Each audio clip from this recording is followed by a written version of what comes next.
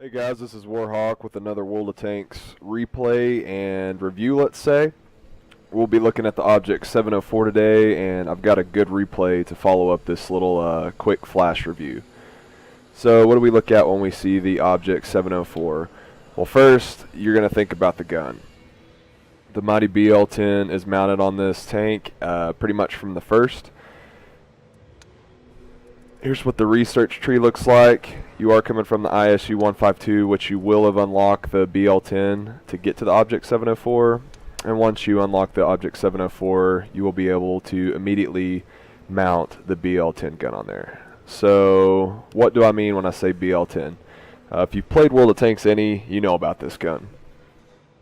It's a very dangerous gun with very dangerous penetration and very dangerous average damage. 286 millimeters of penetration with your standard round, 750 average damage per shot. This gun can roll all the way up to 938, I believe, and as low as 563, but it rarely rolls low for whatever reason that is. The other thing I wanted to mention before we get into the replay is the armor on this tank. It is a lot better armor than your ISU 152. The ISU 152, the front is flat, it's not very thick, but on the Object 704, you have very angled frontal armor, and it's at 120 millimeters thick. So you will bounce shots with this tank. Also, you'll notice the very big gun mantlet sitting in the very middle of this tank. If you're sitting back in the back of the map, somewhere in a corner in a bush, and people are sniping at you from a long distance, it's very hard to miss this mantlet. You will eat a lot of shots with that as well. So without further ado, let's go ahead and check out the replay. So here we are with the replay. As you can see right off the bat, we have pretty good teams on both sides. XVM's telling us we have a chance to win a 54%. So it's going to be a pretty even matchup throughout. There's good players on both sides of the map. So what map do we have? This is Cliff. Definitely not one of my most favorite maps. I wouldn't say I hate the map, but I'm definitely not happy when this map comes up. Why is that, you might ask? Because it's a very linear map. There's only really 3 places of engagement you can choose from. If you look down at the map, the one line here is where most tank destroyers go. The middle part of the map, and then the east side of the map here is where most heavy tanks go. So you have 3 places you can choose to fight it out. They have made some small changes to this map. On the east side over here, there's a lower area. Oh yeah, and you'll see me running into stuff and making weird turns throughout this video. I do apologize for that. My internet, for some reason, has been extremely bad ever since I moved. I'm supposed to be getting 50 megabytes down, but for some reason, I don't get that hardly ever, so it makes it kind of tough to play sometimes. But anyway, the changes to the map. There is lower areas over here for tanks to hold down. There is a change to this higher part here. It's easier to get up there without getting shot or getting seen. I believe that's it. Oh no, that's not it. Where you see this E100 and what's that, an M103, there is a path up that way now. It's easier to get up that way. Alright, so anyway, what you saw me do there is slide down that embankment. I actually kind of got scared as I was doing that. I didn't know if I'd be able to stop because I've never done this before. I just wanted to come over here and back these guys up, fighting these heavies on this side of the map. So I'm camped out here. As you see, I've got the camo net, waiting for that to activate. That'll help. And I've got several layers of vegetation between myself and these tanks coming up around this corner. You'll see me start to say, back up, fall back. I'm wanting these guys to fall back so I can send covering fire over their heads. But they keep rolling up and getting popped, especially by the E100. They're more concerned on getting shots than actually getting help. Granted, they are doing some good damage. And they damn near killed that FV-183. And you can see I'm still concerned with these guys here on the top of the middle of the map here. They can get up and start putting fire down on top of us. Okay, so these tanks have been reduced to very low health. I'm getting kind of concerned. You can see me telling them, fall back, fall back, fall back. But they are not paying attention to me. They're very much tunnel vision on those 3 to 4 heavy tanks there. Which, they turn the tides real quick. They've just knocked out 2 of their top players, or top tanks. Still got a full health IS-7 though. Still concerned about that. I don't really want to leave these guys. So I start pinging the center of the map, so surely somebody will address that. But you guys know how World of Tanks is. People don't pay attention to the map. So I finally make the decision to head towards the center and start putting fire into some of these guys so they don't just absolutely rush over and blitz these guys on the right and left.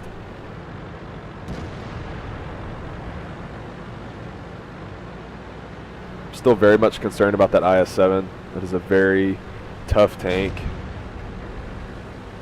Okay, that Patton's up there. He spots me, but he doesn't get out of the way soon enough. So we talked about this gun a little bit in the garage. Oh, I bounce a hit there from the 5120. He hit me in the tracks. I get to cover. T-57's coming back around to aid. He finally noticed the map. Oh, you see that weird turn in there? That's lag. I put a shot into the Leopard there. Fortunately, T-57 gets killed. We have quite a bit of action here. We'll get back to talking about the gun here in a second. A lot of stuff is about to happen. So we're down 5-8 in the game. Borsig decides to come around, and I take a big hit from the Borsig. He's using the 150 and just puts a solid hit into me, reduces me half health. I look back, that IS-7 still on, well, he was on 3/4 of his health. He's halfway down now. The Object 263 is about to die. So I decided it's probably best to turn around and deal with him now. Oh, now we've got a tank destroyer over there as well that they didn't manage to kill. So I've got 2 very dangerous tanks going to be coming around this flank. I stop here. I know I have a bush as cover, or at least it's going to cover him coming around that body of the 263. I'm just waiting for the shot. And I need to make a good shot into the IS-7 because he does have some very good armor. And we get him right into the lower plate as he comes around that corner there. He does spot me, so they still know I'm down here. If you look at the map, I've got 2 tanks behind me, 2 very dangerous tanks. Oh, there's the 5120. Just popped up. What's he doing? Luckily, the T-110E4 takes out that Leopard. And I want to deal with this 5120 now, because that autoloader is very dangerous, especially if he's behind me. Okay. Alright, so let's pause it here so we can have time to talk about this gun just a little bit.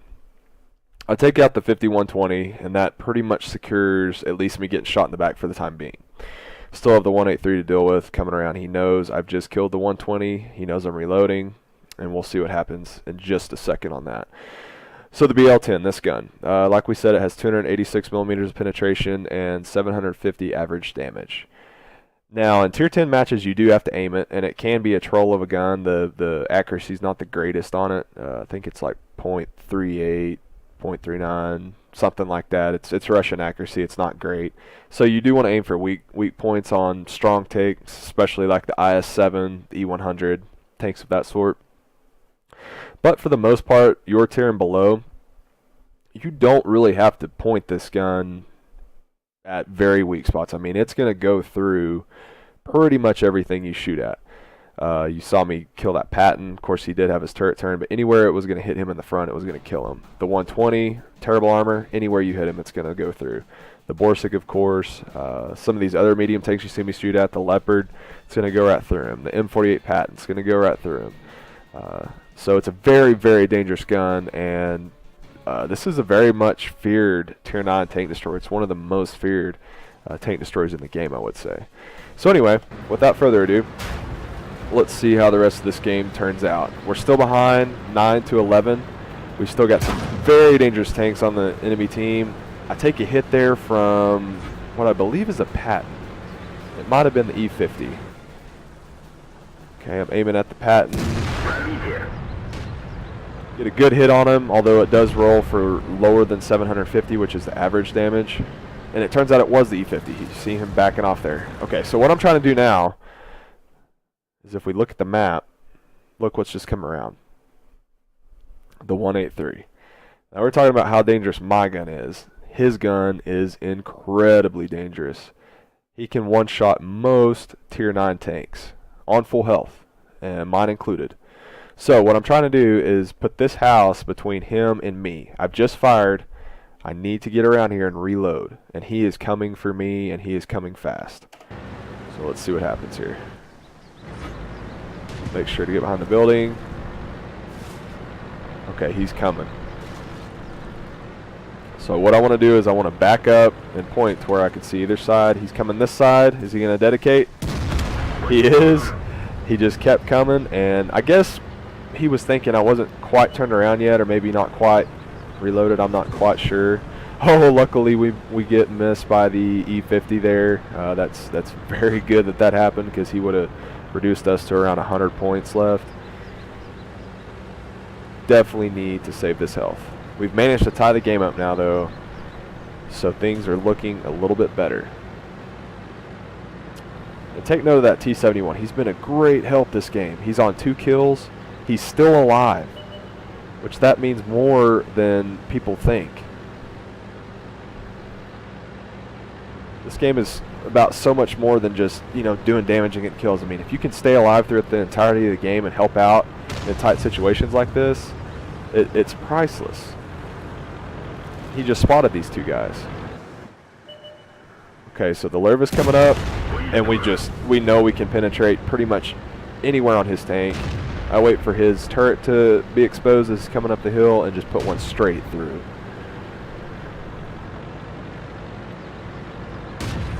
Now the E50 knows he's got a match on his hands now. And you see that weird turn in there, that's my internet again. And we managed to land a nice and somewhat lucky shot on his commander's hatch. E50 is a very tough tank. It's almost got the armor of the E75. The turret's a little bit weaker, so we were able to go through the top of his turret there. Okay, so we've got the last known location of the artillery. We have whittled their team away. We're sitting on just a little over 4,000 damage. 6 kills. We've already got our top gun. So now it's down to hunting a scumbag, as people like to say. Now granted, this artillery player, we have to give him a little bit of praise, I guess you could say. He does try. You'll see what I mean. I'm thinking he's going to be sitting over here, the lower part of this hill.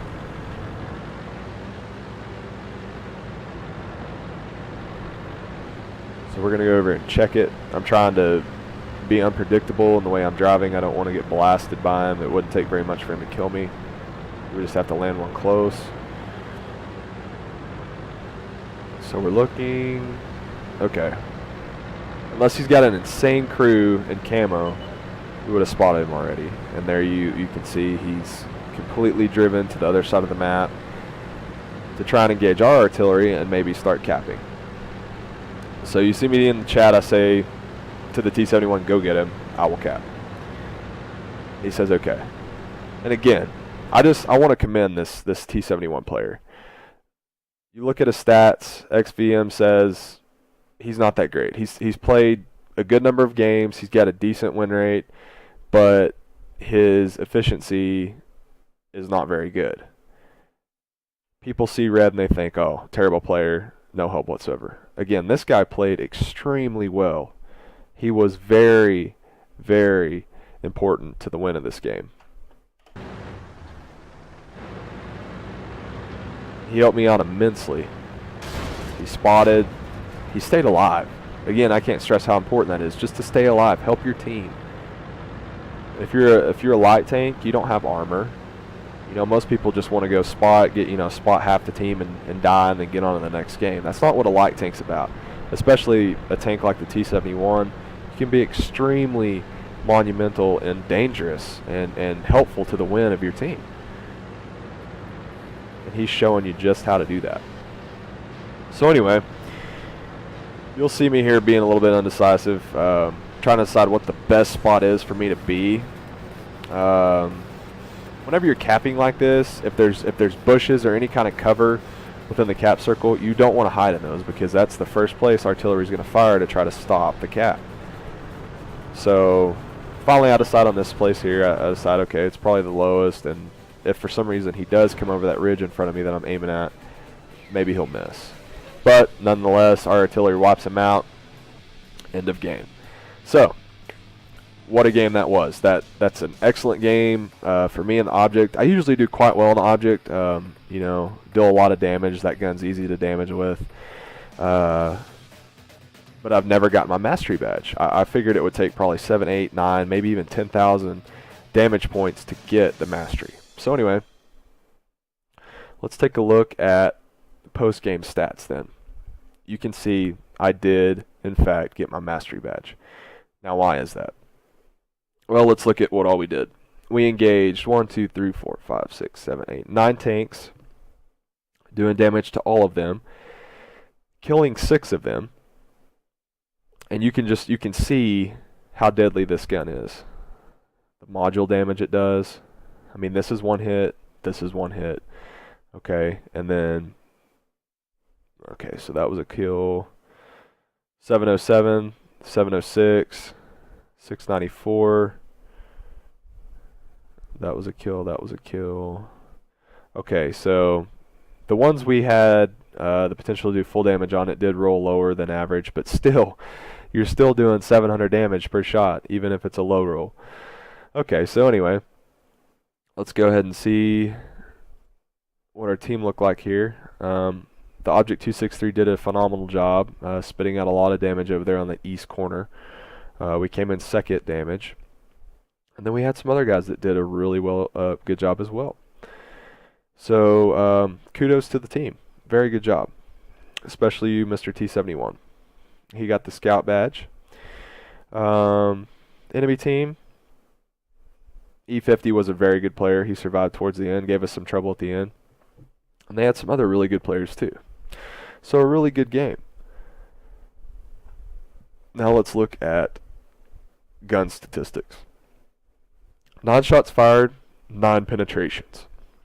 And we penetrated some very, very tough tanks, tough armor. IS-7, very hard to get through even with a gun like this. Alright, so doing 4,122 damage. We received 4 hits, all 4 of them pinned, but we did block 1 of them. I believe it was that shot we took into the tracks from the 5120 there, as we pursued engagements there in the middle of the map. Damage due to player's assistance, 1123. I like that they've added stuff like that. So a very, very good game. I don't have premium at the moment, so any tier 9 tank you play is going to be very pricey to pay, just for the ammo alone. But then, you know, if you do take significant damage, it's going to cost a lot to repair it. Got a lot of experience with the ×3 experience this weekend. So all in all, a very good game. If you're looking for a tank destroyer to play, I would say go down the Russian tank destroyer line. They're all a lot of fun to play. I'd say they get fun. At tier 3, the SU-85B is a lot of fun. The top gun on it is phenomenal. It doesn't have any kind of armor, but you won't start seeing good armor until you get to around the Object 704. Decent armor, I should say. So thank you guys for watching. I hope you enjoyed this. I hope it was informative. Hope you learned something. Let me a comment below. Let me know what you think. Let me know what you think I could have done better. And I will see you guys on the next video.